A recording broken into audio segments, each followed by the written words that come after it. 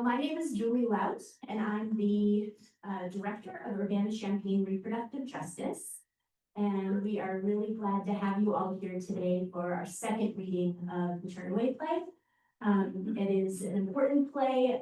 You're gonna learn a lot and laugh a lot, and hopefully be motivated to take some action.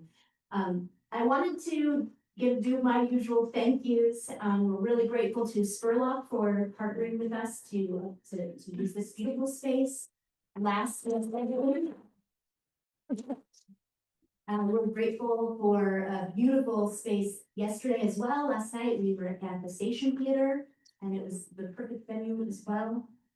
We're very grateful to the Urbana Arts and Culture program for giving us a grant that allowed us to make this happen.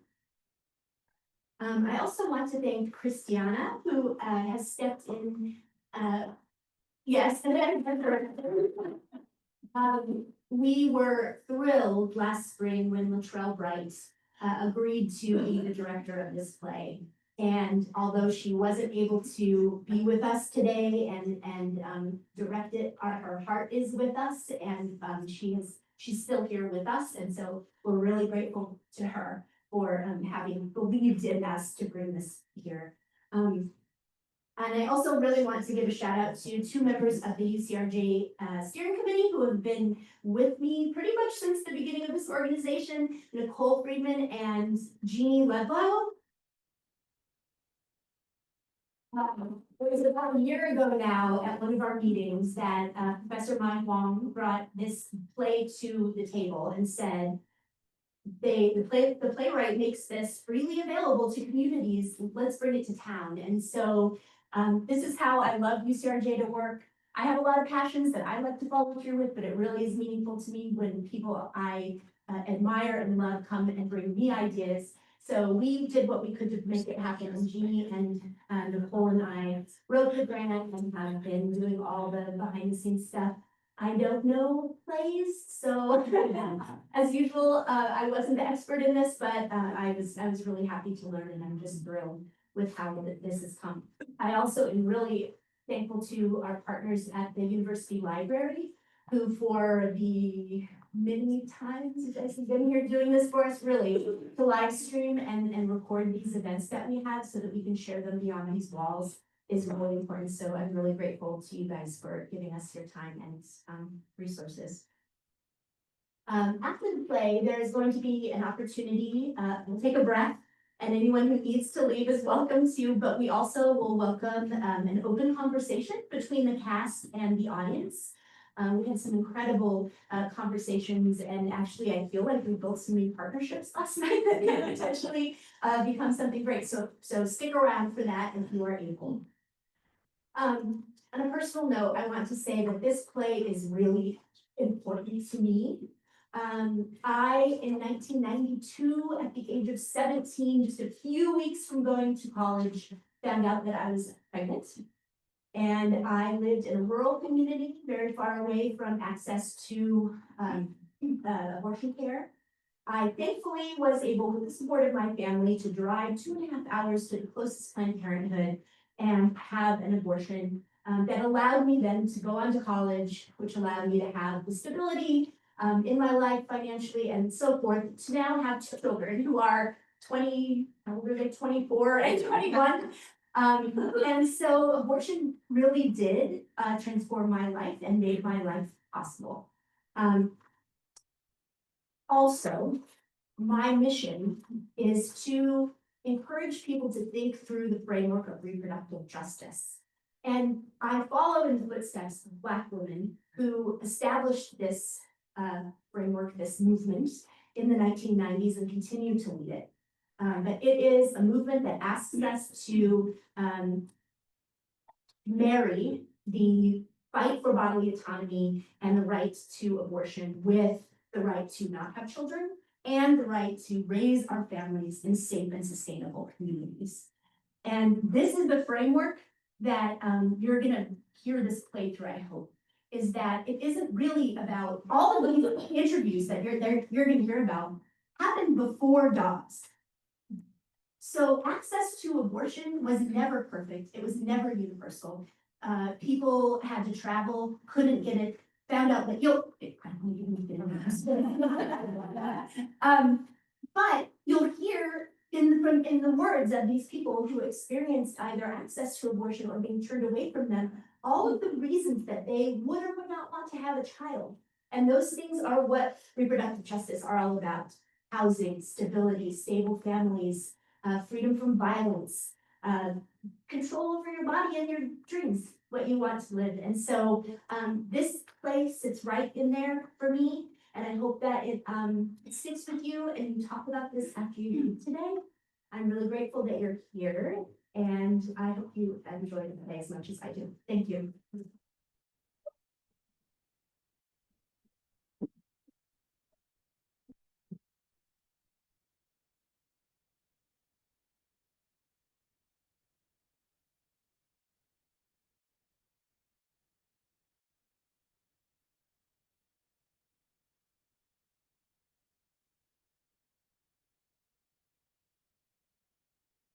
A college lecture hall, June 24th, 2022. And the offices of Advancing New Standards in Reproductive Health, ANSIRH, in downtown Oakland, California, 2014.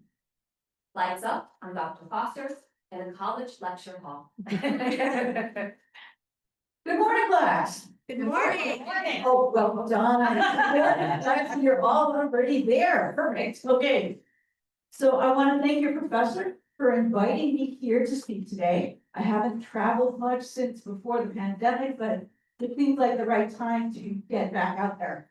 And this is the perfect place to jump in. The kind of students who begin their college career taking a course titled Sex, Science, and Society. You are my people.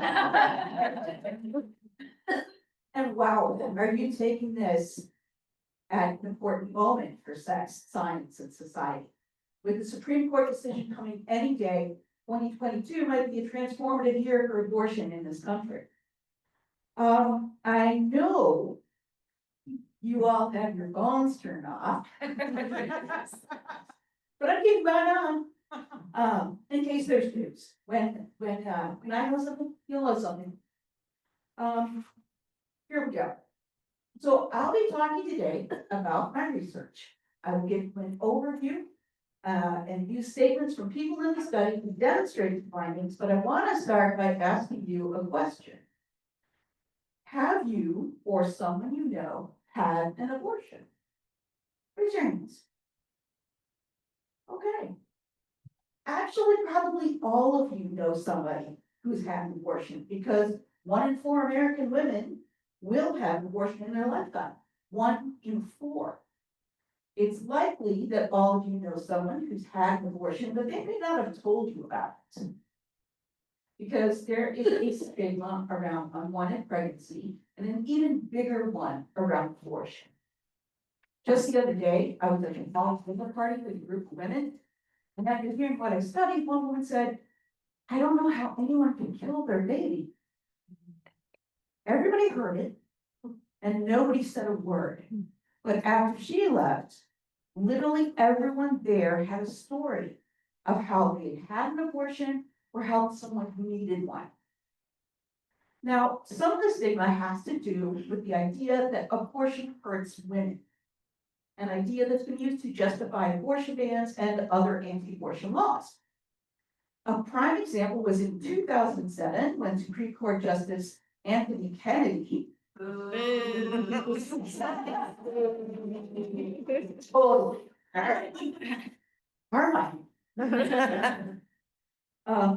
Allowed abortion restrictions to stand, saying, while we find no reliable data to measure the phenomenon, it seems unexceptionable to conclude some women come to regret their choice to abort the infant life they once created and sustained.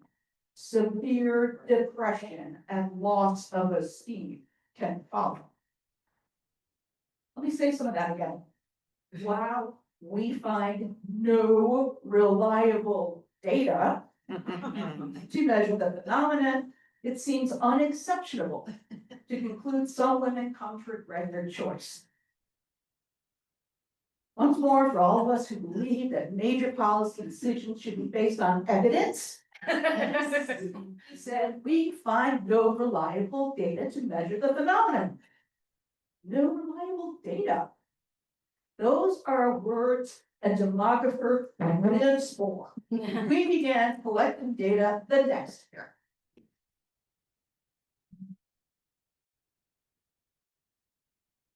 Except on an office where two researchers are conducting phone interviews. Great. First, I would like to ask you a few questions about yourself. Are you currently employed full-time or part-time, unemployed, a homemaker, or unable to work? And who do you currently live with? Alone, mother, father, grandparent, spouse, partner slash boyfriend, fiance, children, roommates, or other? Okay, who is we? Do you live in a house, apartment, condominium, mobile home, or another type of home? Or are you homeless? Apartment. Okay, 2 children. Are these children your biological children, stepchildren? Okay, biological. Has a doctor, nurse, or other healthcare professional ever told you that you had any of the following medical conditions?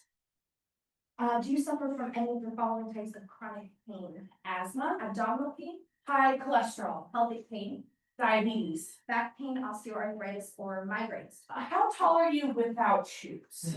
How much do you currently weigh? When did you first consider having an abortion?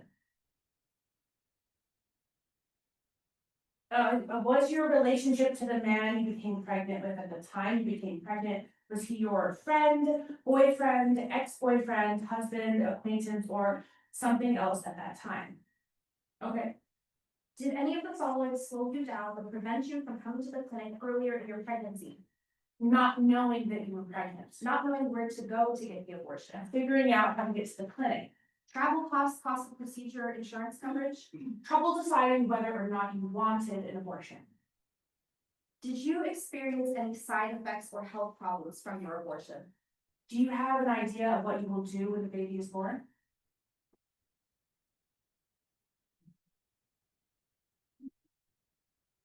Why were there no reliable data? Well, just as can be. Because existing studies only looked at people who had had abortions. They didn't use comparison groups. So how do you study abortion?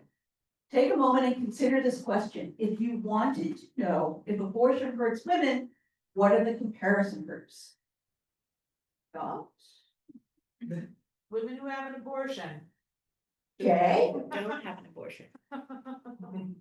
all right. To really know the effect of abortion on people's lives, you need to compare people who get abortions with people who want abortions but aren't able to get one, the people who are turned away.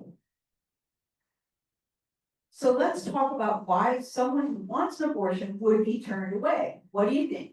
Call it out. Money. Distance. Racism. Racism. Yep. Transphobia. Yep. Abusive relationship.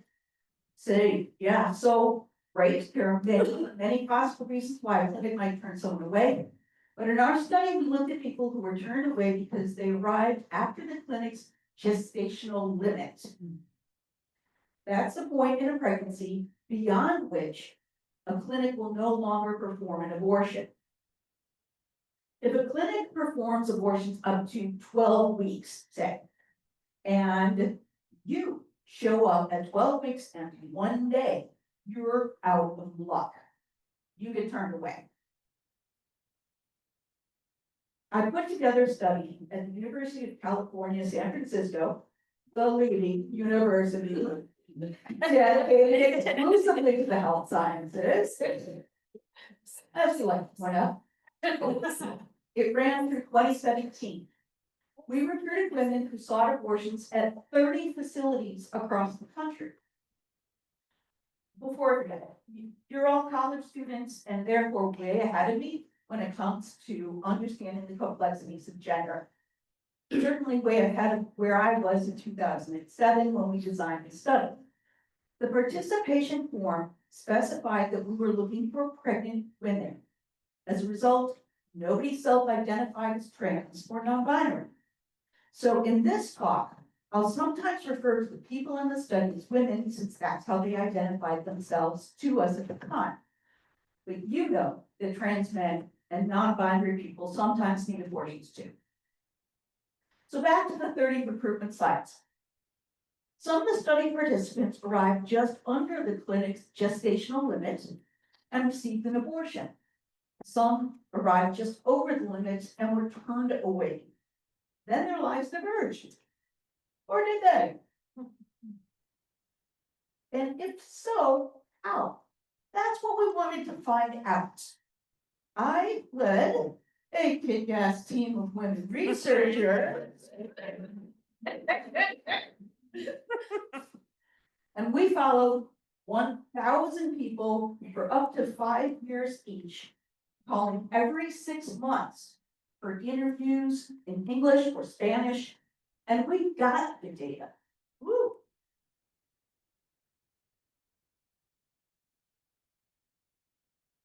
Ah, thanks. Now I'm gonna ask you about your relationships with family and friends.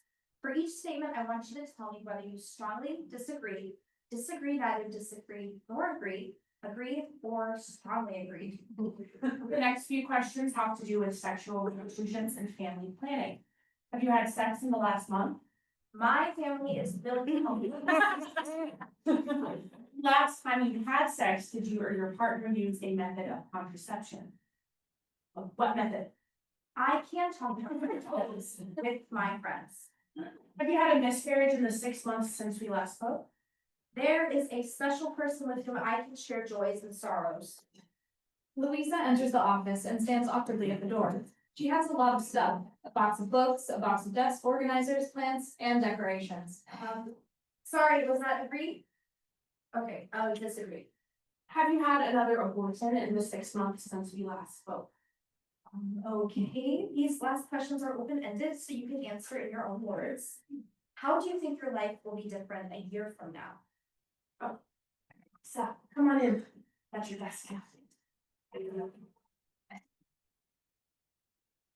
your knowledge, are you now pregnant? How do you think your life will be different 5 years from now? Are you currently trying to become pregnant? Great, okay, thank you for your time. We'll be contacting you for another interview in 6 months. Right, that will be February 2015. Bye. Oh, okay, sure. We can pick this up again tomorrow. Same time, right? Damn, sorry. Oh, not your fault. She had to go. It's Louisa, right? I'm Serena. That's Rhonda. Welcome. You've been anticipating your arrival. I need some more space. Oh, I did bring a lot of stuff. Yeah, give some room up. The exact aisle is gonna be away. Oh, okay, I'll make room. Did you get a tour? Yes, Dr. Foster took me around yesterday after the training. How was the training? Was it very interesting, somewhat a little interesting, or not at all interesting? She can't stop. Big newspaper. Rhonda is an interview machine. Occupational hazard. The training was very interesting. I think the study is amazing, but they asked tough questions. Oh? Yeah, like, should people be allowed to have an abortion in their 3rd trimester? Or what if someone has an abortion for sex selection? Or fetal anomalies? And what if they're not life-threatening? So like, if someone's life is in danger, sure.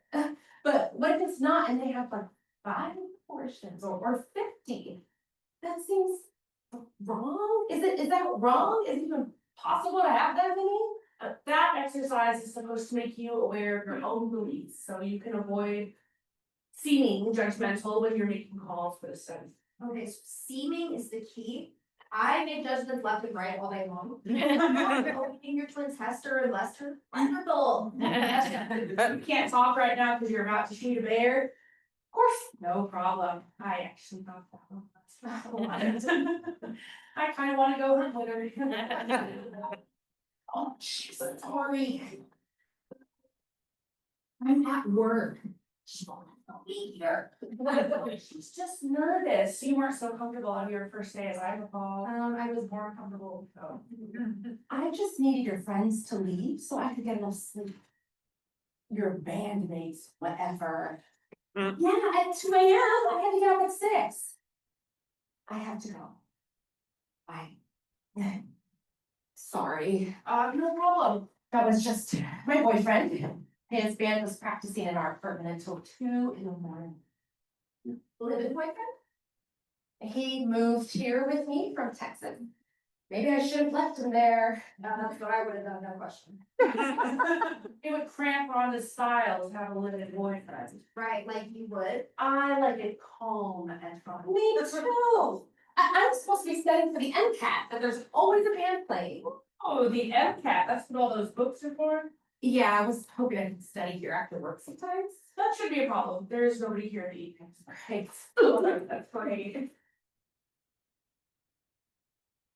If you want. Nah, I'm good. I have a nervous stomach, especially since the move. Hopefully that's everything. Oh, no, I love it, but my stomach doesn't. You sure you don't want one? Oh, no. Black week.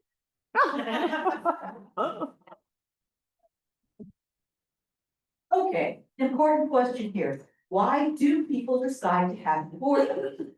Take a moment and make a list in your head of some of the reasons. Okay, stop. Congratulations. You have given this more thought than many policymakers deciding an abortion restriction. Thank you. We wanted to know, not guess, why the people in the Turnaway study were seeking an abortion. Note that we excluded people who were getting medically necessary abortions. Because people who are facing an immediate threat to their life are rarely turned away. Let's just hope it stays that way. Our researchers asked each participant the same open-ended question. What are the reasons you decided to have an abortion? Most people gave more than one. Can anyone guess the top reason? Money. I just don't want a baby. I have no support. No support, okay. So, yeah. Nearly half of the people in our study said they wanted an abortion because they didn't think they had enough money to raise a child. Or another child.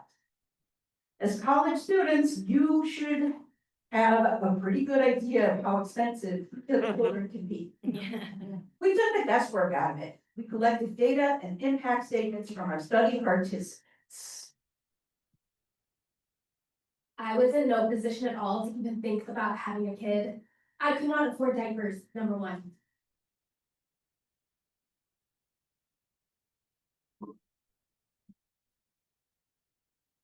When I called my boyfriend to tell him I was pregnant, he hung up the phone.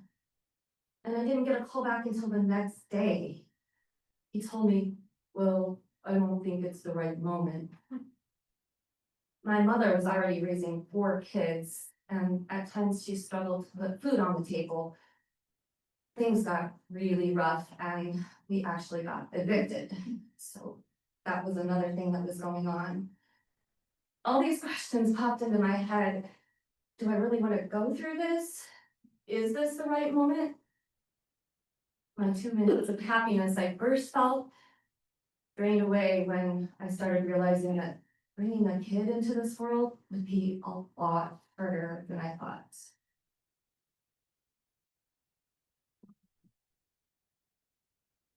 When I found out I was pregnant, I was 17. And although I was living by myself, I was still scared to tell my mom what was going on. It was almost like me being a kid, trying to hide it and feeling like, let's just take care of this as soon as we can, so we never have to tell anyone.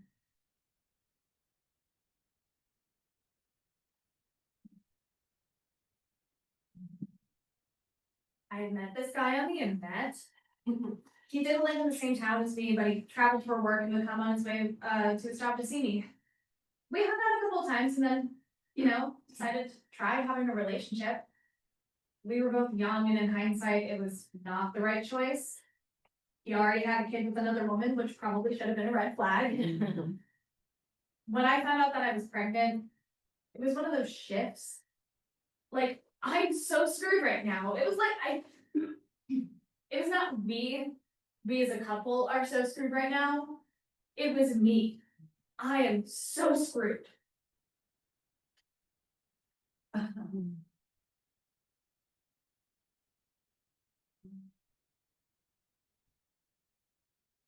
I was dating this guy who was a horrible guy in every sense of the word. The relationship was physically abusive, mentally abusive. He stalked me. I was already in the process of breaking up with this boyfriend, and then I found out I was pregnant. I was absolutely devastated. I remember sitting on my couch and just crying and sobbing with my roommate. My first instinct was to terminate the pregnancy, and I just kept going. I knew that making the decision would be my way out of this relationship, and I could just close that chapter, go forward, and not have to look back or have any strings holding me back.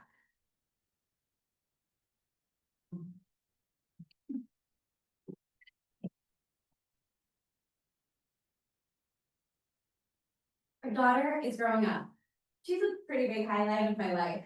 I basically think that everything that I've ever done, ever worked for, has been for her.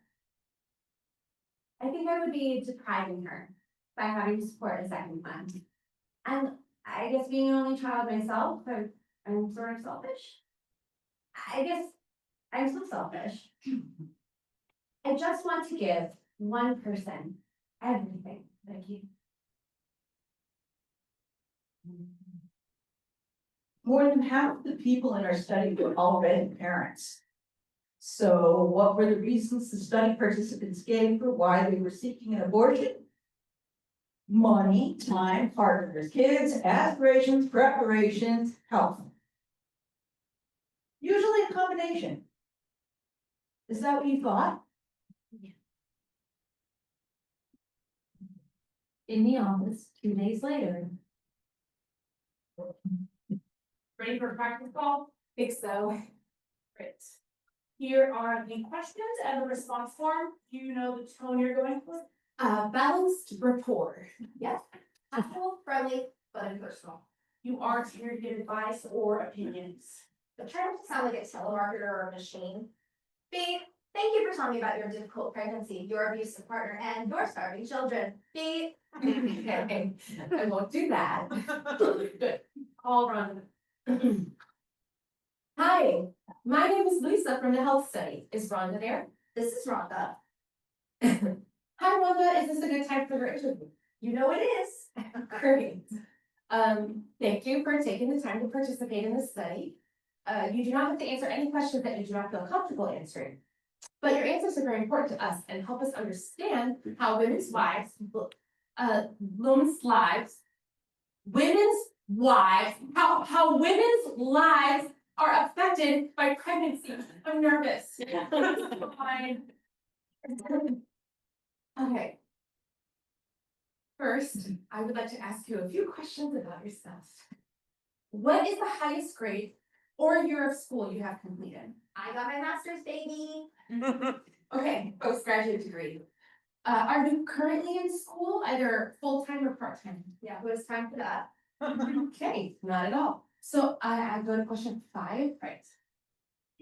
How would you describe your work status right now? Are you currently employed? Yeah, I'm full-time? employed, all right. I have this great office, amazing coworkers. Thanks. Yeah. But are you currently employed full-time or part-time, unemployed, homemaker, or unable to work? Full time. And what kind of work do you do? I make pretend phone calls. That sounds Actually, can't see that.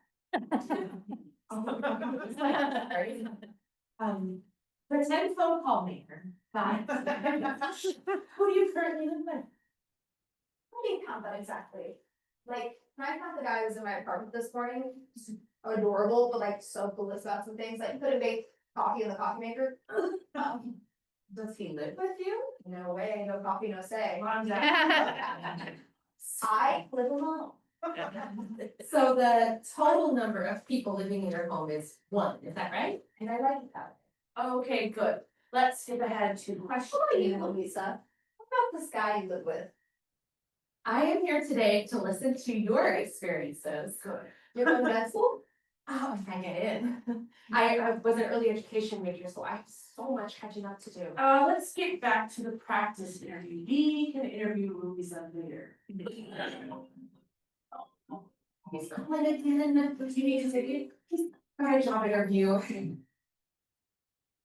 Hey, what's up? Is everything okay? Your pants?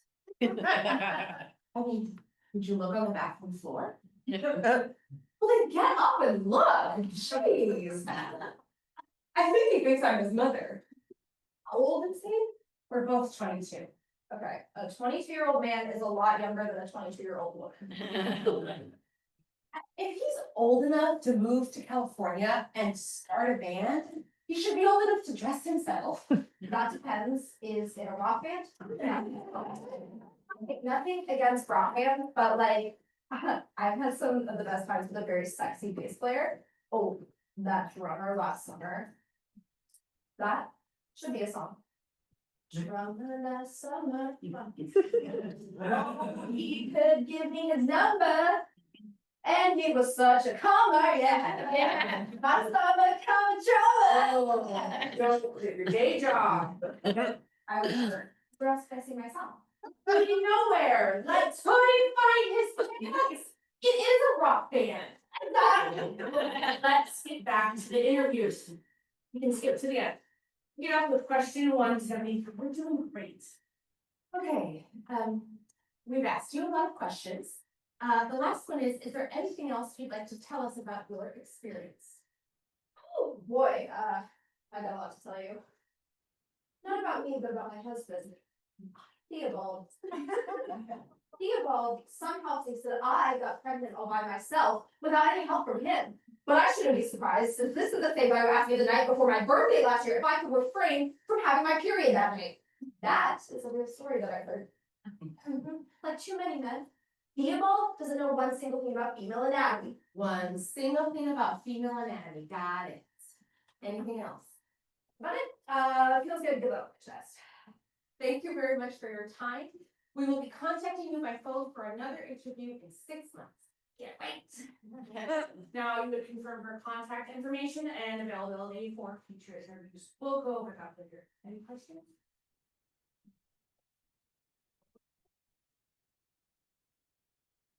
What are the reasons why study participants showed up later at the clinic? Let's hear from some of them. I didn't find out I was pregnant until I would say 4 months. Some of the people at the abortion clinic were just like, how could you know you're not pregnant when you're this far along? You're such a fucking idiot, you missed 4 periods. And I was like, well, you know, I haven't been having periods for a while. I just thought it was nothing new because really I hadn't had a period for like 8 or 9 months at that point, just because I was kind of underweight. Like almost all of my calories came from booze. I just wasn't having them. I thought it was nothing new until I felt something kick. I felt like I was being considered the dumbest person in the room who doesn't know she's pregnant for 4 months.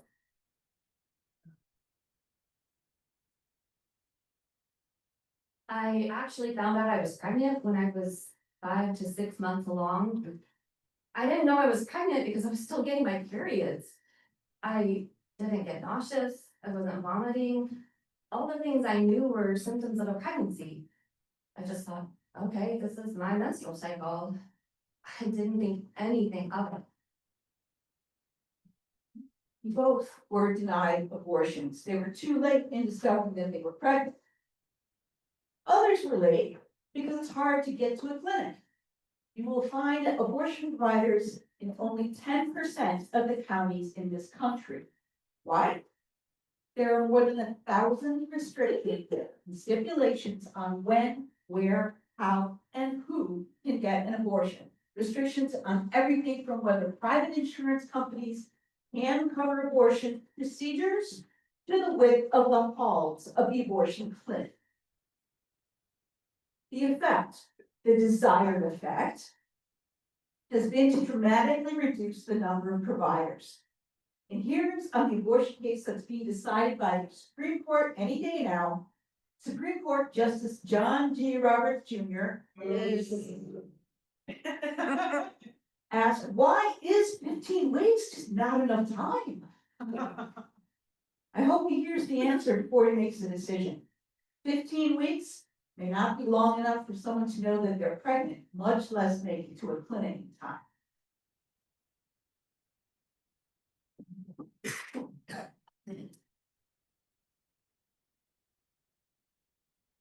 Thank you very much for your time. We will be contacting you by phone for another interview in 6 months. That seemed very smooth. I guess so, but the situation was kind of disturbing. What was the situation? She's a graduate student. Oh. That part is disturbing. Maybe just surprising. Like, she didn't know she was pregnant until she was 4 months along.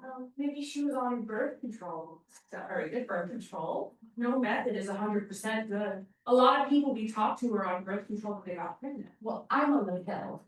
You know it's not 100% effective, right? Yeah, but it practically is. Practically for the 93 out of 100 people who don't get pregnant in your years, not so much for the 7. What? I've been feeling really weird lately. Like, I've always had a sensitive stomach. Like, last night my boyfriend was sick, and now today I'm nauseous. Are you sick? No, that's what I'm saying. Just seeing someone sick makes me feel sick. And you want to be a doc? Yeah. What's wrong with your boyfriend? Too much partying. It's gross. I need him to grow up. I really need him to grow up.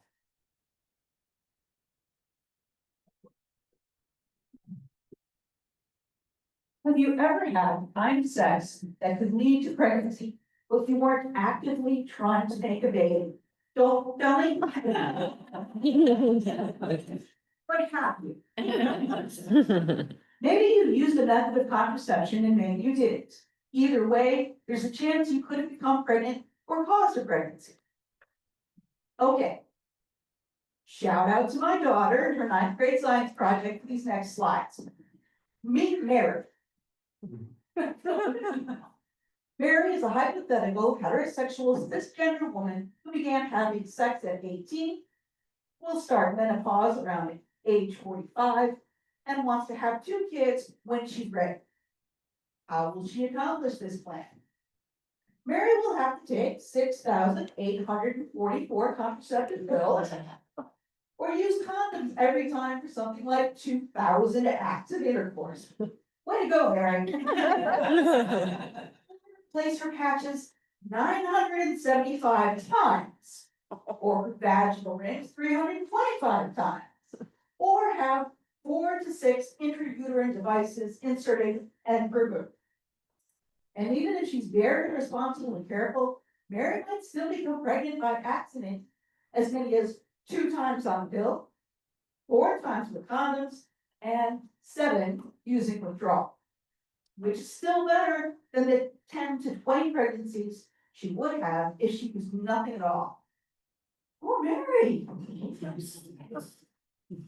Now factor in the money and time and medical appointments and pharmacy visits required. Many unintended pregnancies in the United States are caused by gaps in contraceptive use. Sometimes people ran out of condoms or pills or patches or rings. And sometimes because they just got tired of putting up with the side effects of using the method every day, every act for years on end.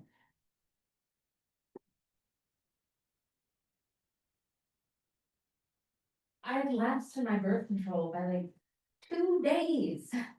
My refill was late, and so I had to go back and get it. it was just a lapse in judgment. And I was like, oh, he'll be okay. And then it wasn't. 2/3 of the participants in our study were using a contraceptive method in the month they conceived. If you've ever had time sex that can lead to pregnancy, when you didn't want a baby and a pregnancy didn't occur, you're one of the lucky ones. The unlucky ones show up at the abortion clinic, if there is one.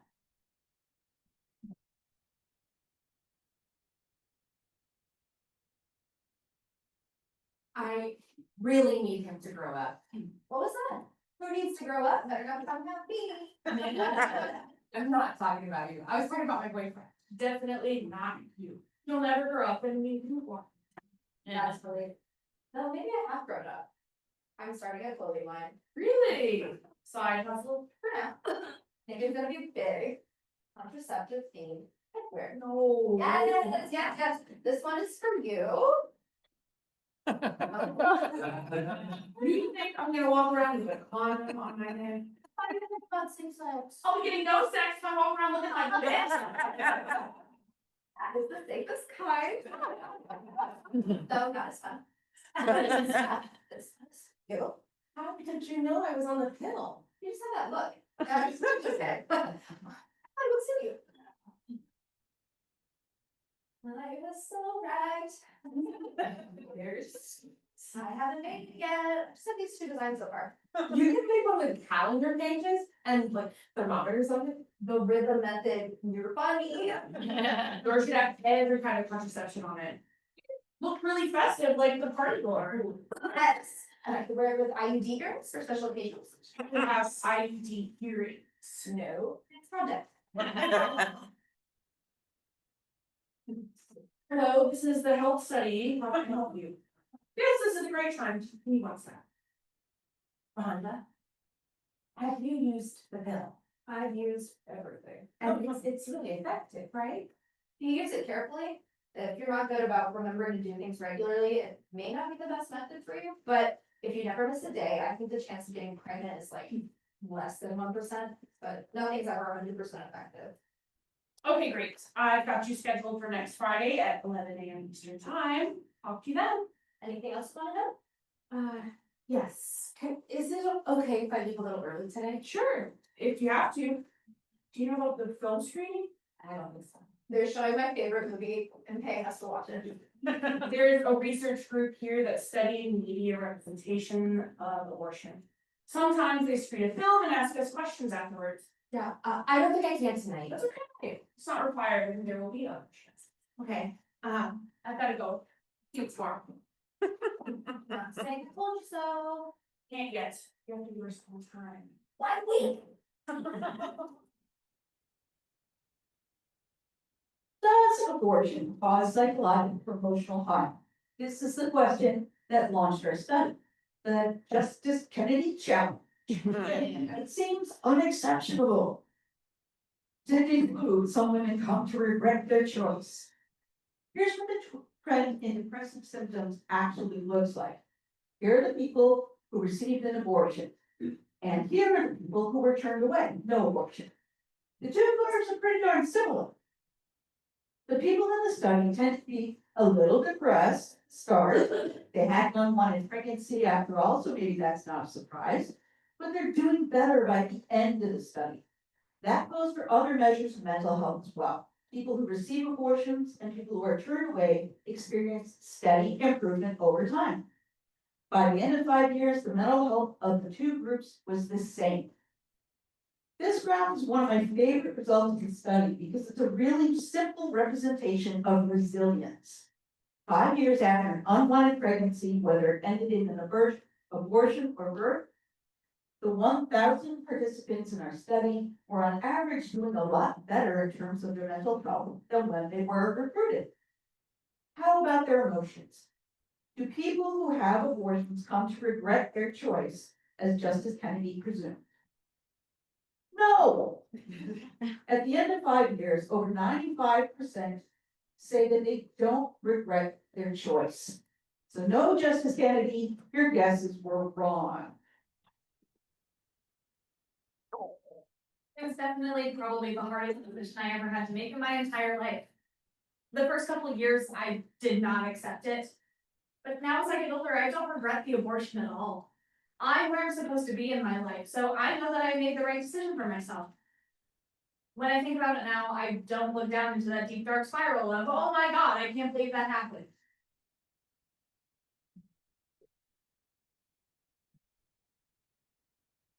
I don't think that the abortion has affected anything since then negatively.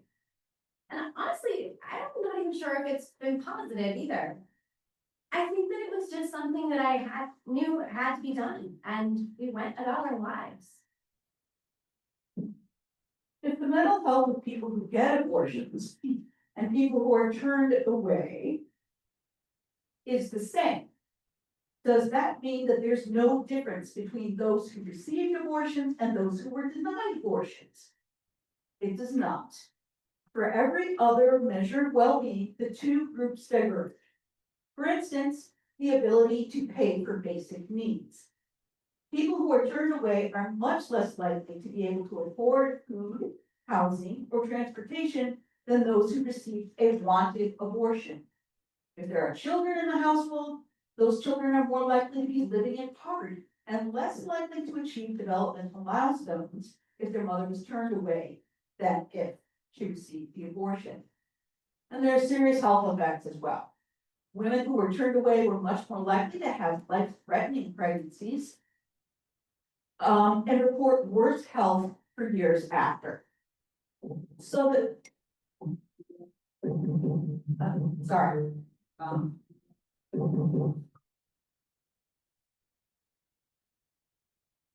Oh my God, it's happened.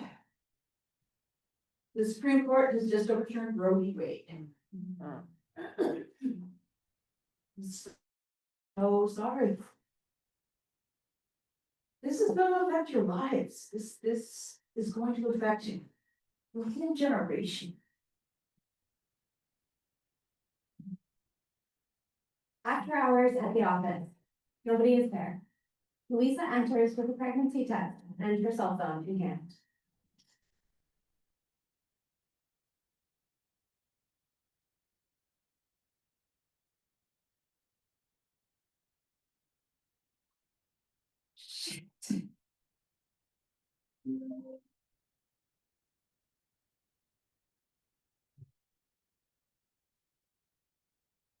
I'm still at work. No, I'm studying. Actually, no, I can't. There's too much noise, too much mess, and too many people. Well, good to know. Good to know that there was one single day where my new apartment wasn't filled with noisy, messy people who don't pay the rent. Right. Your job hunting, how's that going? Nothing's wrong. I've gotta go.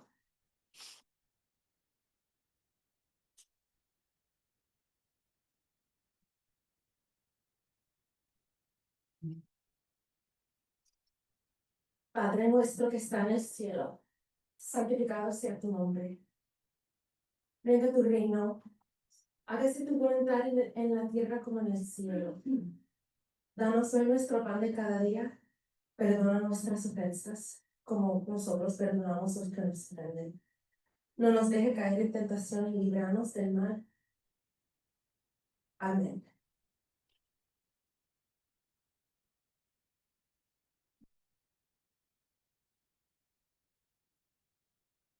Well, they did it. We thought they might, and they did. I will get back to the study results, but there's something I feel I need to address first. Why did the Supreme Court make the decision to overturn Roe v. Wade? Let's see if I can tackle it calmly. First of all, it didn't come out of the blue. There have been 50 years of concerted efforts to overturn Roe v. Wade. States have passed law after law they knew would be contested, hoping they could fight it all the way up to the Supreme Court and get it overturned, which is just what happened. But what was the reasoning? Well, the majority opinion in that case said that there is no right to abortion because abortion isn't mentioned in the Constitution. What else is mentioned in the Constitution? Women. One would hope that the interpret the Constitution in a way that accounts for all the progress we've made. Not usually. What the Supreme Court has done for much of its history and now in all of its decisions is to protect the interests of white property owning men. If you're like me, you may want to blame it all on Justice Alito. Alito is a smart, racist, classist, patriarchal misogynist, but he didn't do this alone. Why did the Supreme Court make the decision to overturn Roe v. Wade? Because people's lives and bodies still aren't their own, because nobody cares about poor people, because the government in this country keeps prioritizing politics over people. Because no matter how hard we try, they don't fucking listen.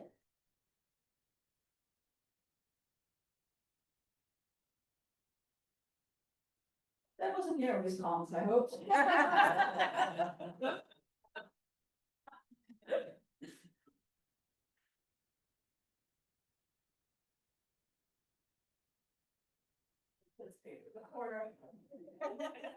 Oh, hey, you're still here, you missed the movie.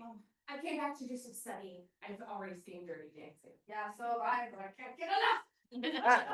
I love a good abortion movie, especially one where the woman who has the abortion doesn't die. Well, you know, 1 in 6 women dies after having an abortion. What? In the movies. In real life, stigma that happens every week. A lot sicker. Women in the US are 14 times more likely to die carrying a pregnancy to term than from having an abortion, and for Black women, it's higher than that. Yeah, they're 3 times more likely to die during pregnancy or delivery than white men. On that fun note, do you guys want to go for a drink? Where you have? I could do that, minus the hat. Hands, but thanks. I had the time of my life. No one ever felt like this before. And I swear. And I'm going over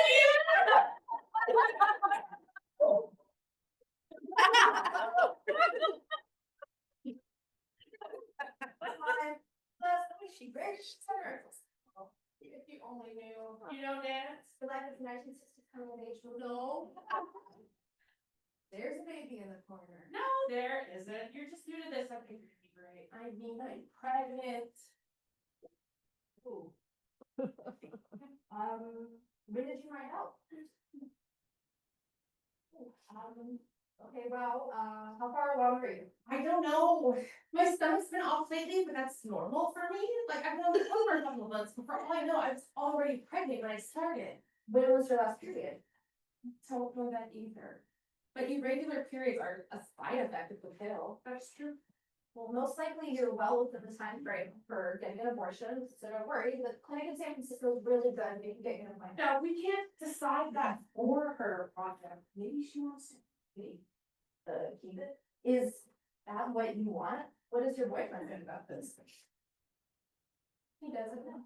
He doesn't know. How can I tell him? I don't think he's ever even held a baby. Well, that's easy enough to learn. Well, his dads are so good at it. Most dads are good at it. A whole lot of dads just hand the baby to mom as soon as the baby starts to cry. And she can handle it right back. There's no reason for that. The reason is that men are the big babies. You know, a few grown-up men, maybe you can meet one, you can all us for a drink. Or so. I think I'll just stay here for a little while. You want us to stay with you? No, thanks. I need to do some baking.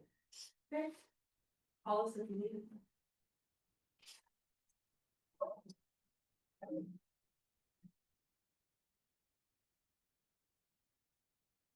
Why am I taking this so personally? Because I know the consequences of unintended pregnancies from my scientific studies, and I feel them because of my own family story. My father's mother, Sally, had an abortion during the Great Depression. At the time, abortion was illegal in New York, so she traveled to Puerto Rico, where it was illegal. Later, she went on to have her children, my uncle, my aunt, my dad. I learned about her abortion when I was in high school, and it made a big impression. My grandmother had an abortion. My tiny old grandmother with the big wet grandmother kisses. Yeah, abortion. Meanwhile, on my mom's side, her biological mother, Dorothy, became pregnant when she was 19. Years later, Dorothy told me that her 30-year-old golf instructor taught me more than I needed to know. And when she told him she was pregnant, he said if she ever told anyone that the baby was his, he would get all of his friends to say it could be theirs. That's my charming biological grandfather. Dorothy's parents were furious about her out of wedlock pregnancy. So they sent her away to the Salvation Army home for unwed mothers in San Diego. Her baby, my mom, was placed for adoption. Dorothy experienced severe complications from delivery, both physical and emotional. After placing my mother for adoption, she struggled to find strong romantic relationships, and she never did get to have more children, though she desperately wanted them. Her life trajectory took a detour when she became pregnant, and she never found a way to get it back on track. My mom found her when I was 12, and my grandma Dorothy and I became super close. I was the one at her bedside when she died. So my mom's mom was forced to give her child up for adoption. If she'd had an abortion, I wouldn't exist. My dad's mom had an abortion in the 1930s and later gave birth to my dad. If she hadn't had an abortion, I might not exist. Many of us are alive and well today because our mothers and grandmothers were able to avoid carrying an unwanted pregnancy to term. It allowed them to take care of the children they already had and have a baby under better circumstances later. Now that abortion may become illegal in half the country, the question is whether we get to live the lives we want to lead. And will we get to have and raise children on our own terms? And one more lesson from my family story.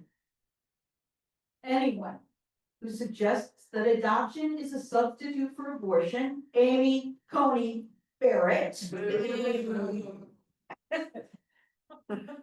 is being callous about the physical health risks, the social stigma, and the emotional toll. Relinquishing a child is extremely difficult. I see that in Dorothy's experience, and we see that in the study data. The day after my son was born was extremely hard. It was just extremely hard to see them drive away and not have the satisfaction of going home with my baby. I had to have a social worker come to my house so I could sign for my rights. She was saying, once you do this, you have no legal rights to him for the rest of his life. At any time, they can decide they don't want you to see him anymore. They can do that. I was thinking, what if this is the wrong decision for him? I just don't want him to ever wonder why this decision was made. Or to feel unloved.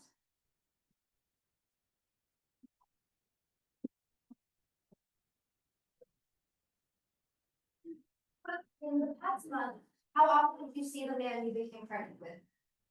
¿Qué relación tenía con el hombre de quien quedó usted embarazada? En el momento de su embarazo, son las preguntas. ¿Era su amigo, novio, exnovio, esposo, conocido o tenía alguna otra relación? And does he know about this pregnancy? Were you given an ultrasound at any point before your abortion appointment? Mi familia está dispuesta a ayudarme a tomar decisiones. Yo no hago eso. Were you offered a view of the ultrasound? Did he know about the pregnancy when you were deciding about having an abortion? Hay una persona especial con quien puedo compartir mis felicidades y tristezas. How did you feel about the ultrasound, either during the ultrasound or afterwards? ¿Cómo crees que mm, ¿Cómo crees que su vida será distinta de aquí a 5 años? How did he feel about this pregnancy? Would you say he, one, wanted you to have the baby and keep it? Two, wanted you to have the baby and let someone else raise it? Three, was not sure about whether he wanted you to have the baby, or four, did not want you to have the baby. Great. Thank you very much for your time. We will be contacting you by phone for another interview in 6 months. Muchas gracias por su tiempo. Dentro de 6 meses nos pondremos en contacto con usted para hacer otra entrevista. Sí. Sí, eso es todo. Muchas gracias por tu ayuda. Ok, tengo que colgar. Gracias, pero tengo que colgar. Bye, bye. I'm gonna have you do a practice call and finish, but I guess you just went for it. No, I didn't. That was my mom. Your mom? Thought she would make a good practice subject. Yes, that sounds fine. Okay, I will call you then. How did it go? Terrible. I can't ask her these questions. I've never talked to my mother about sex, ever. And I can't ask her half the other questions either, like about her mental health or how much she weighs. And then when I asked how she sees her life in 5 years, she said she sees herself playing with her grandbaby. Aw. ¿Quieres ser abuelo? Sí. You told her you're pregnant? No, I can't. 5 years, you'll still be at med school. I think you should ask your mom to just put off that particular grade. That's not for you to say, Rhonda. Lisa may want to have a baby sooner than that, maybe a lot sooner. Yeah, with her pantsless boyfriend. Lisa, but he is not at your level. He might rise to the challenge. That's a good part. Anyway, she doesn't need him to raise a baby.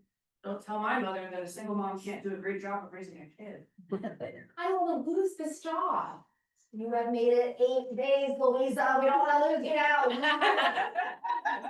8 days? Yeah, that's the magic number. Rhonda. My 5-year plan was med school. I want to help people when they really need it. And be the person who speaks their language to find out what's wrong.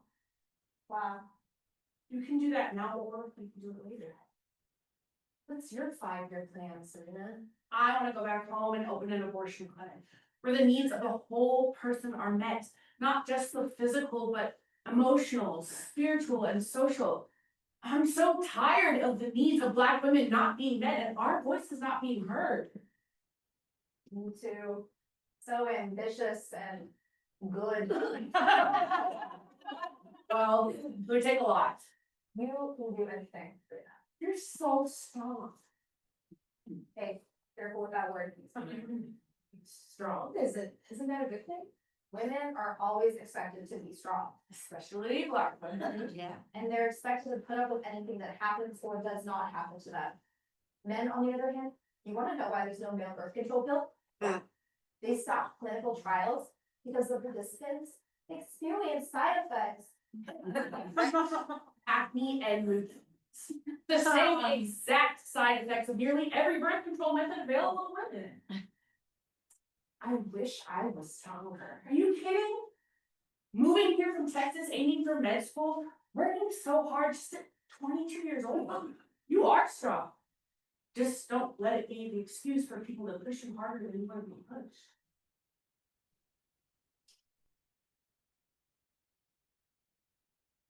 Who steps in when someone is denied an abortion? What we found is nobody. People who are denied an abortion are more likely to be raising children alone, without a partner, and without adult family members. 1 in 20 participants in our study experienced violence from the partner involved in the pregnancy. People who received an abortion experienced a sharp decline in violence. There was no such decline for those who were denied. Put those things together with the fact that they are more likely to live in poverty experience worse physical health and struggles to take care of their existing children, and we are talking about lives of real hardship and strain.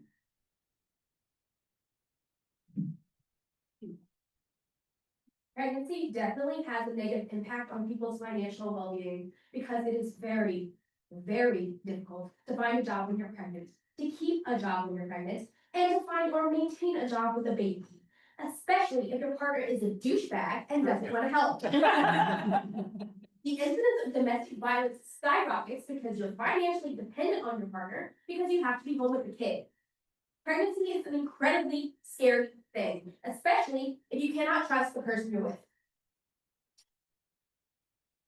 There's almost nothing more telling than the answers to the questions we asked at the very end of each interview. We asked, what are your plans for the coming year? Then we asked them to look further out and tell us what they hope to be doing in 5 years.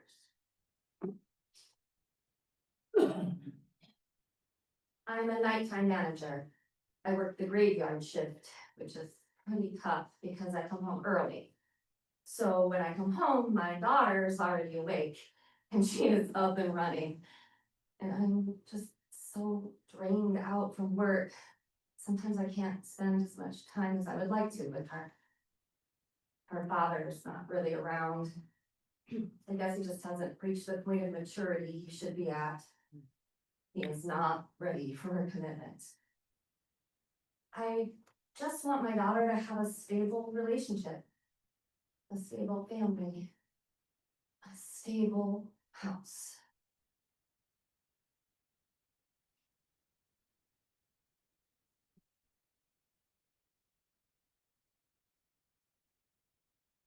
If I hadn't had the abortion, the calmness and strength and everything that I feel right now, I don't think that any of that would have been here. I feel like my life would still be as chaotic and kind of crazy.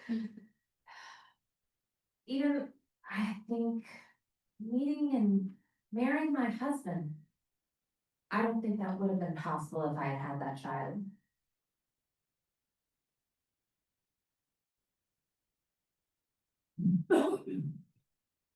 If I had had the baby, I definitely wouldn't be in the relationship that I'm in now. I probably wouldn't have left my hometown just because of the financial cost of raising a child. And now, I don't want children. For so long, our society has said you graduate high school, you get a job, or you go to college, you get a job, kids, dog, picket fence, blah, blah, blah. I'm realizing that that model just doesn't work for me. I will use all of my time and resources to explore versus finding that nuclear family. But we want to take another month-long trip this year, and maybe even do a couple extreme sporting events, because as a woman in the mountain biking world, I am definitely in the minority.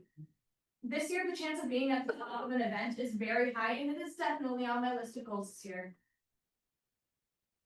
I don't think that having an abortion needs to spell the end of a woman's life. I feel like right now maybe our society puts it that way, like if you have an abortion, you're damaged goods. I don't think that's true at all. I'm proof of it. I'm proof that having an abortion did not end my quest to take over the world. Woo! I've learned a very important lesson, that I can make plans and try to figure it out, but in the end, I never know what is going to happen. But I do have plans for myself, to just really make my life worth it. I mean, considering I've given up a life in a way when I gave up my son for adoption. I'm just trying to make something for myself rather than nothing. If I make nothing, then it wasn't all worth it.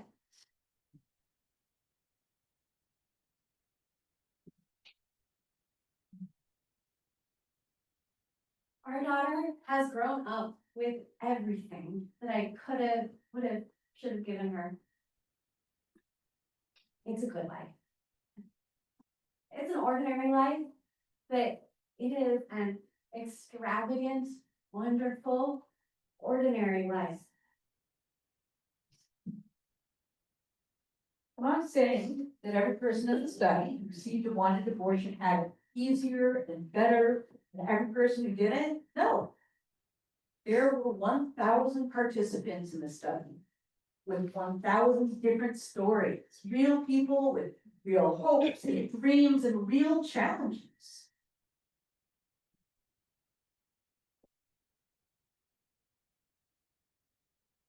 Shaniqua Turner. I know that name. I think it's a woman who sought an abortion from the clinic where I used to work. Do you want me to make the call? No, I got it. Hello, may I speak with Shaniqua, please? Hi, Shaniqua, this is Serena from the study. It's her. Great. I know you've heard this before, but thank you for taking the time to participate in this study. I want to tell you that the information you provide will be kept confidential. If you tell me that you're having thoughts about suicide, I will provide a referral to support services and may be required to involve appropriate employees. Suicide by cigarettes. No, I guess that doesn't count. So, how would you describe your work status right now? Are you currently employed full-time or part-time, unemployed? Sorry, I can't hear you very well. You lost your job? Hello? Oh, hi! Who is this? That's not a very nice thing to say. Hey, can you put your mommy back on? Shaniqua, I see. Oh. Well. Well, maybe this isn't the best time to talk. We can continue the interview tomorrow. Same time? Okay. Talk to you then.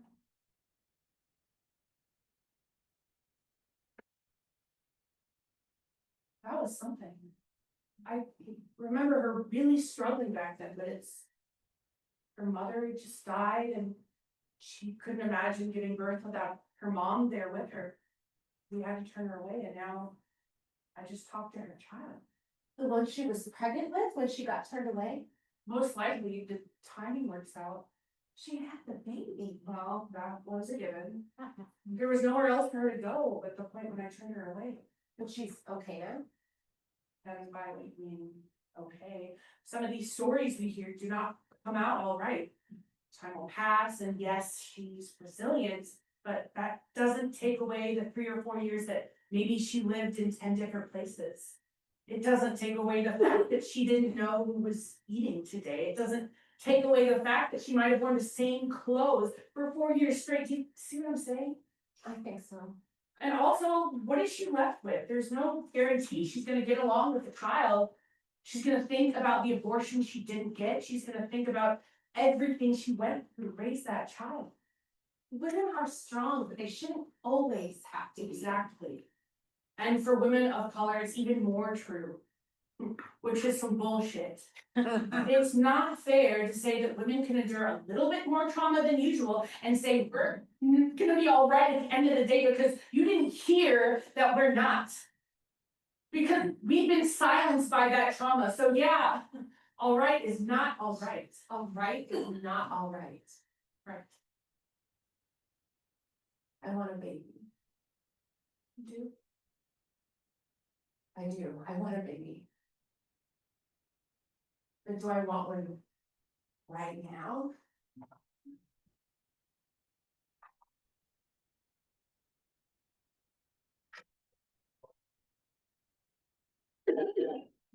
Time to big wrap up. Let's review what the data tells us. We found no evidence that abortion hurts women. In fact, we found the opposite.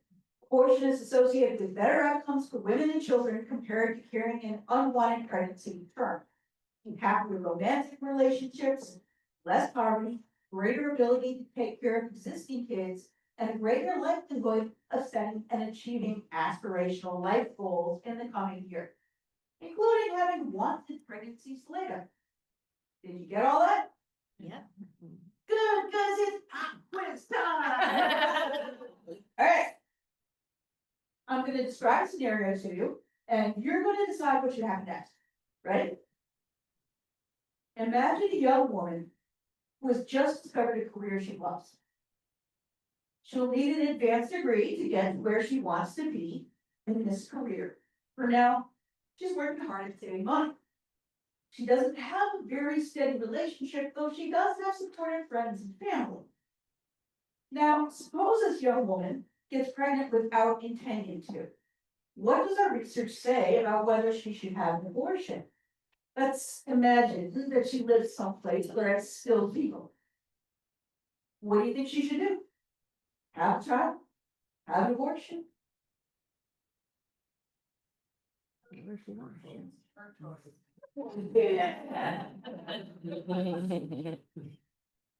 The answer is not your decision.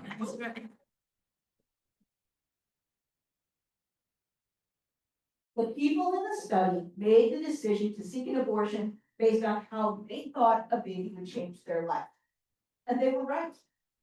Nobody else can make that decision for them. Nobody else should make that decision for them. Not the Supreme Court, not their state legislator, not even a class of very smart college kids able to make that decision for someone else.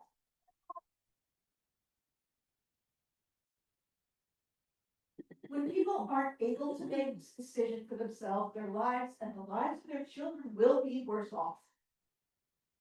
George Tiller was a physician who provided abortions in Kansas and was assassinated by an anti-abortion extremist in 2009. He used to say, trust women. That's the big takeaway of this study. You can trust people who are pregnant to make decisions for themselves. That's usually the end of my talk, but I want to add this.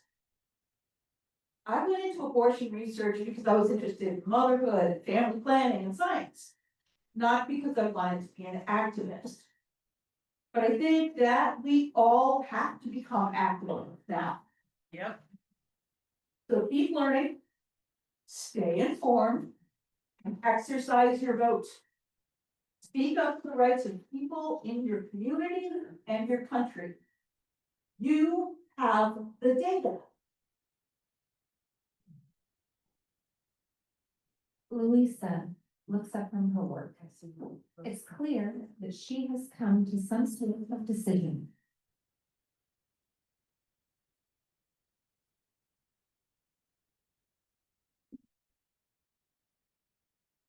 End of play.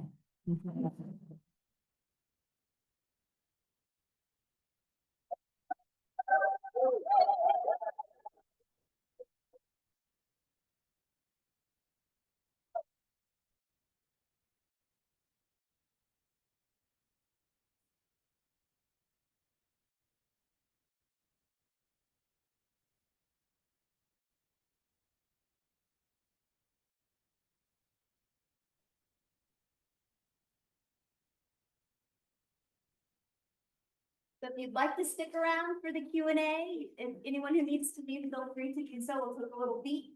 But if you'd like to stay, I know some of the cast members and Amy Ludlow will look forward to having a conversation.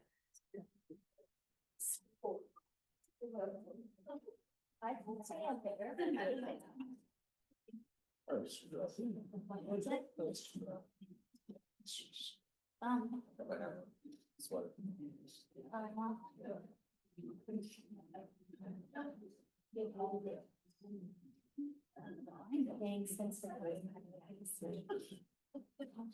Thank you, everybody, for being here with us today. We really appreciate your attention to this play. My name is Jane Ludlow. I'm on the advisory board for UCRJ, who hosted today.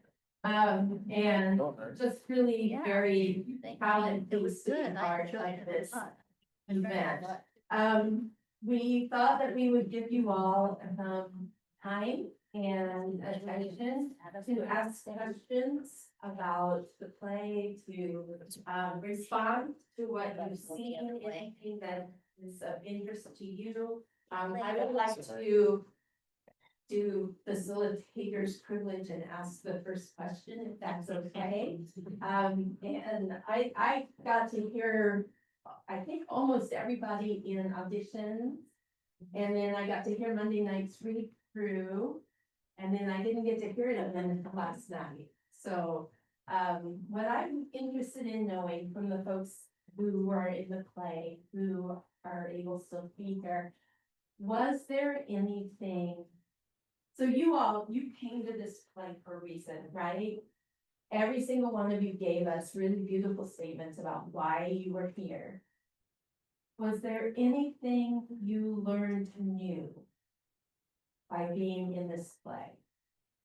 Because one of the things I'm always interested in is how can we enrich the discussion even among folks who identify as pro-choice, right? Our discussions get a little repetitious. And so is there anything, does any of you like to say anything? Sure. I mean, for me, really, I hadn't seen a lot of that data. So even though, you know, I knew some personal experiences and stories from friends and people I've known, I hadn't really seen it spelled out in that way. I thought it was incredibly interesting that in particular, the psychological health, the mental health situation seemed to be pretty similar when you get 5 years out from either having received an abortion or having been turned away. But it was also it very validating to see, yes, there are some pretty big consequences when people really choose their own outcomes in their own lives. So that's really interesting. Thank you. Anybody else? One thing that I actually found shocking was that there's abortion providers in only about 10% of the country.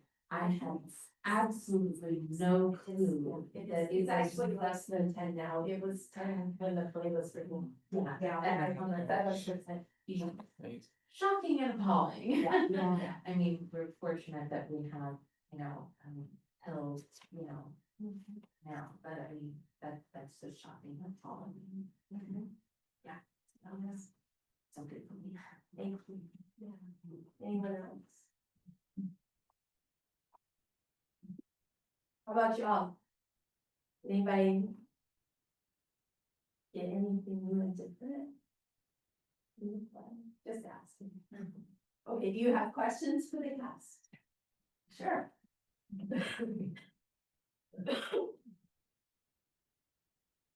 First, I wanted to thank everyone for their performances. So my name is Mia Mitchell. I work as a qualitative researcher and I actually do abortion research.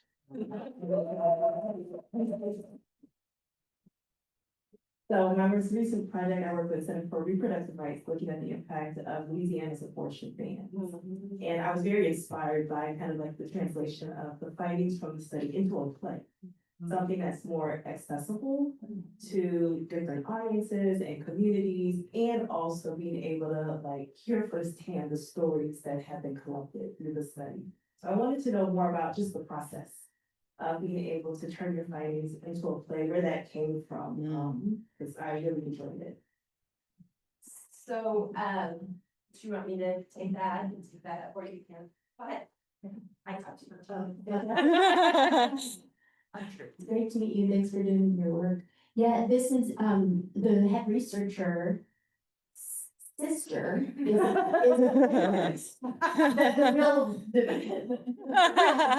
the original. Her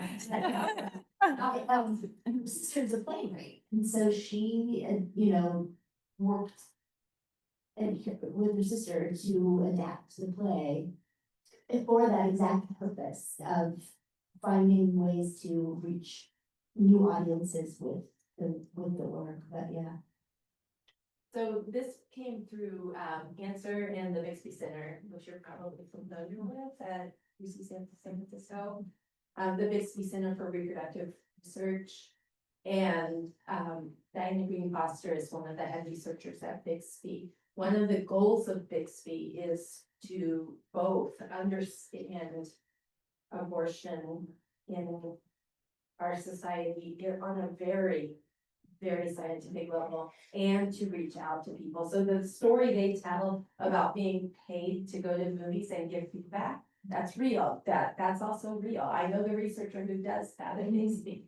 Yeah, and so, and every year they put out, a study that says, here's all the abortions that we could find on television in the last year. Here's all the abortions we could find in the movies in the last year. And look, 6% or what was it, 6 out of 10 of the women died, yeah, on TV after abortion, when abortion is 14 times safer than giving birth. So, so Bixby is it's a very well-funded center. And this is part of their mission, is to reach, general public with scientific information, which seems really important right now. Right?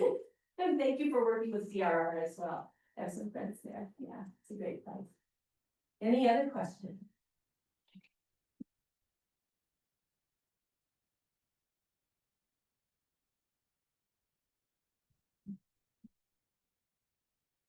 Thanks. Again, you guys all did an amazing job. Is there any information about the like fake abortion clinics that? Oh, good. I have flyers. Yeah, so there are well, now 2.5 fake clinics in town. Living Alternatives and no, I can't think of it right now. But the most insidious new thing is that Living Alternatives has just opened a 1 night a week clinic inside the Lutheran Church 1 block off of campus. So we really want to spread the word about that, and we've done teach-ins on those. We also you might know them as crisis pregnancy centers, but we like to call them anti-abortion centers. And we would love to partner with people, and we know some great people working out of Chicago and nationwide that are trying to sort of educate people on looking for the difference between what is a clinic that's going to give you all your options and one that is going to purposely try to keep you from accessing abortion. Sometimes very aggressively, right? And lie, and They don't just lie though. They are.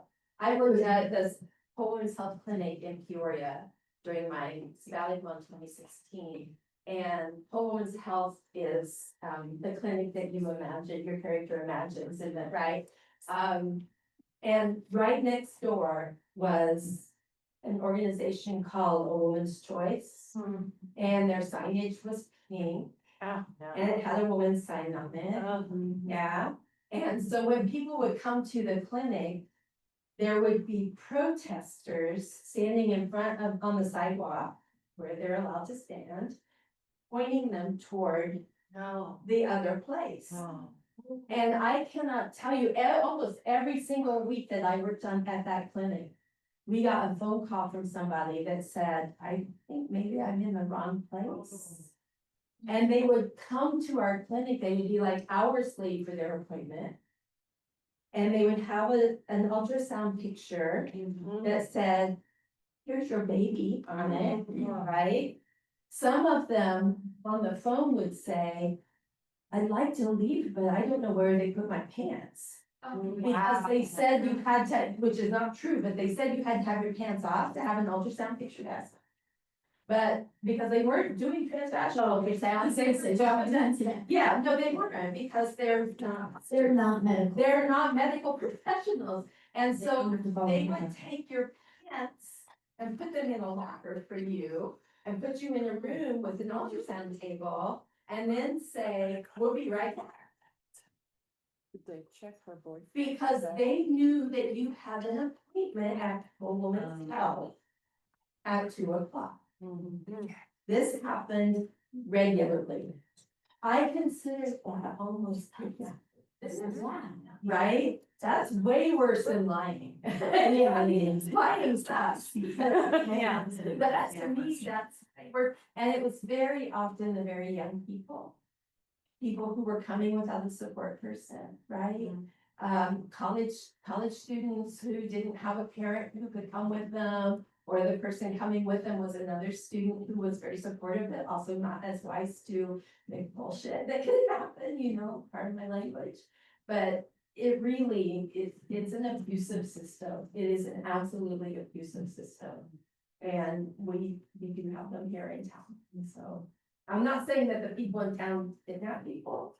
I'm just saying they do a lot worse things than just lie to people, and we really need to be on the lookout for that. I'd love to set up some like pop-up informational protests outside of those clinics and things like that. But I need help, so if people are interested. We'll work on it. Anyone else?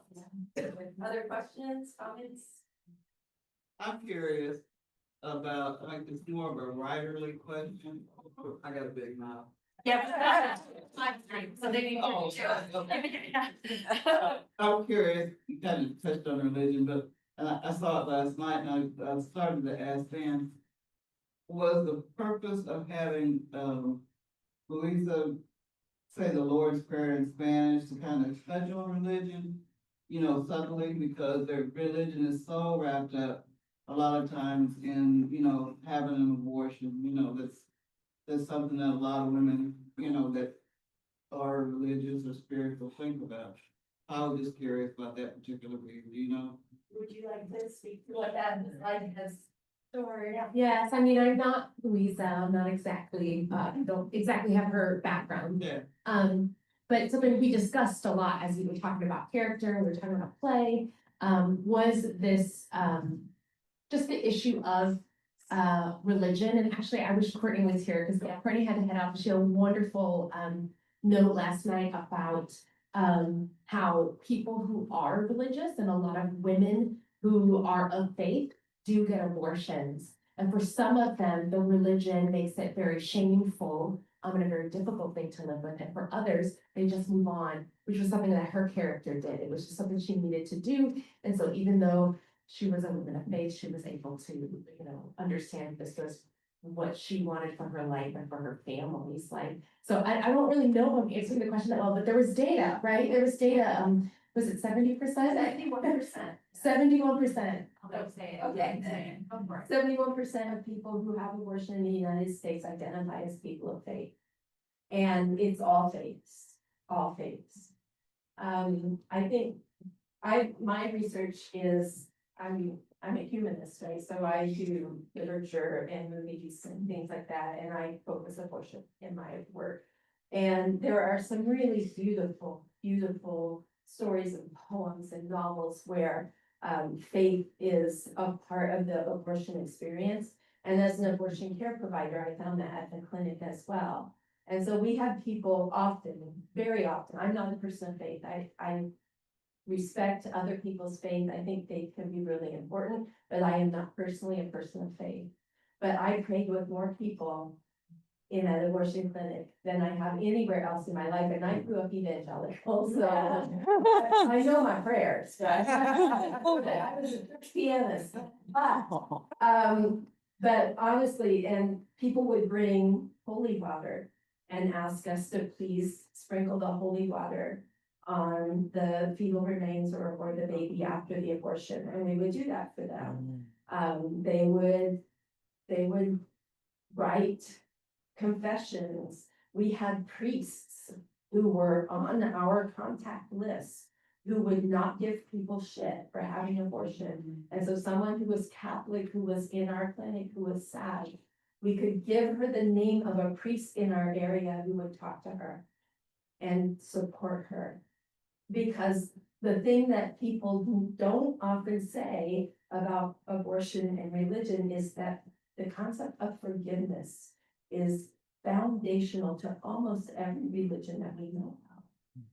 And so why would this be any different, right? And so when people would say to me, this happens all the time. And like I said, I grew up evangelical, so I know what this means.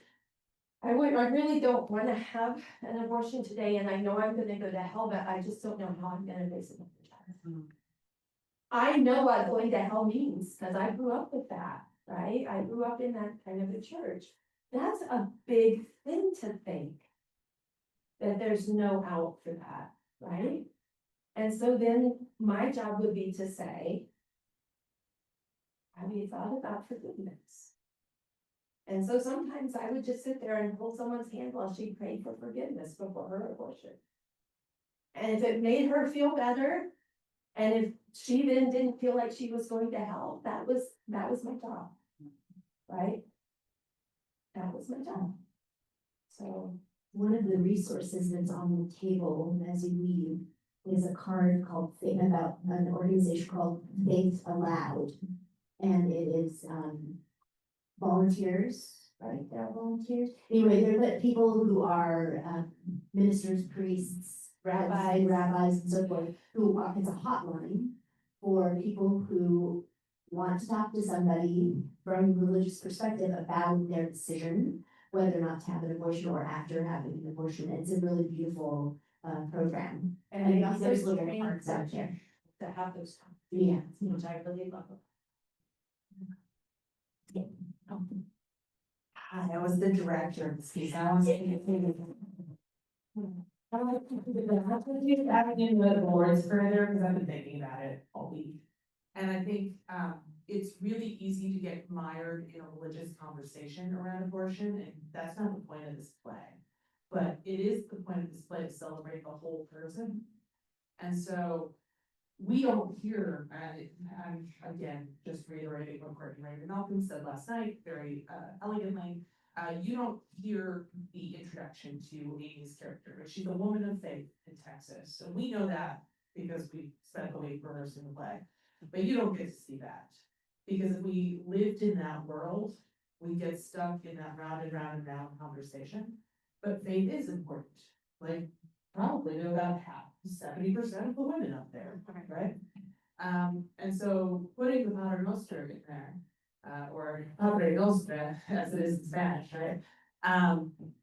Is a way to nod to multiple religions, right? Like, you can make the assumption that she's Catholic based on that. We sort of did by adding in a cross. But that gets us at multiple faith communities without having to live in the debate around religion and abortion. So I think that's why they added that. I appreciate it. Yeah. A lot, because it just, like you said, you can get mired. Yeah, no, I think it's really smart how light a touch it is with that. Cause, you know, there's probably a question in the Turnaway study about it. Oh, there. Yeah. But that's not what, I mean, they have to edit. A 75-minute play. The Turnaway play is like a 400-page book. I mean, the Turnaway, the play, the Turnaway study is like a 400-page book, so they made an hour and a half play of it.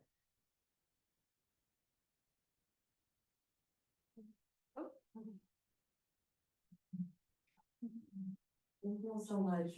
Jeannie mentioned that y'all had personal statements, or those mentioned last night. And if anyone's feeling They're in the program. If you do the, you are going for the program, you get to. okay, beautiful. Well, if anyone wants to see that, then say that too. I'm still curious. Maybe more meaningful than reading it. That's all. Yeah, so we all, were attracted to this play for different reasons, and, there's similar reasons and different reasons. We all have our own backgrounds, we all have our own, reasons why means a lot to us. And, for me, I, worked in CFS for a little bit, and I, saw what happens to kids who are forcibly born to their parents, and they're not ready mentally, financially, all the other stuff. And adoption is not always a viable thing for kids. And it is not, the infrastructure is not there to take care of all these kids that are given up. And I don't believe that kids should be a punishment for people who maybe made a bad decision, or not even a bad decision, they just were having fun, or they were doing things that people do. And like, to make a kid the punishment for that not only harms the child, it harms everybody involved. So we cannot make human beings punishment for just doing behavior. Yeah. Yes. So. So abortion is, abortion is a human right, and it is a right for that everybody should have to make for themselves. And there's no reason for anybody to be sticking their nose in other people's business in that way.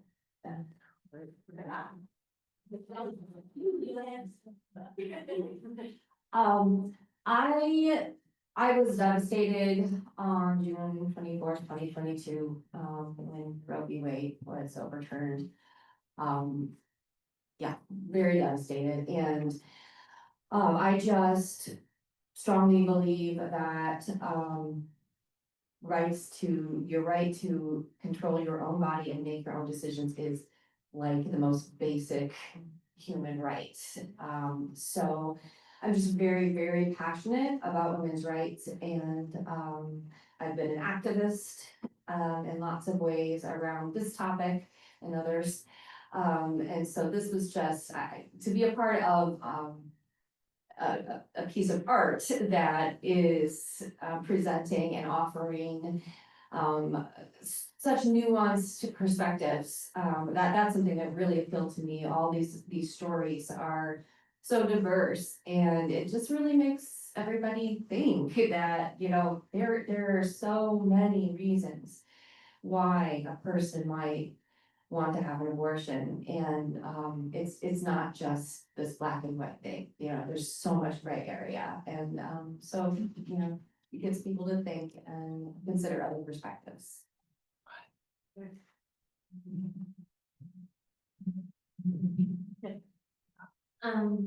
So, like Maggie, I mean, absolutely, abortion is a 100% fundamental human right. It is, it's just women's healthcare, full stop across the board. And it's necessary women's healthcare. For unfortunately.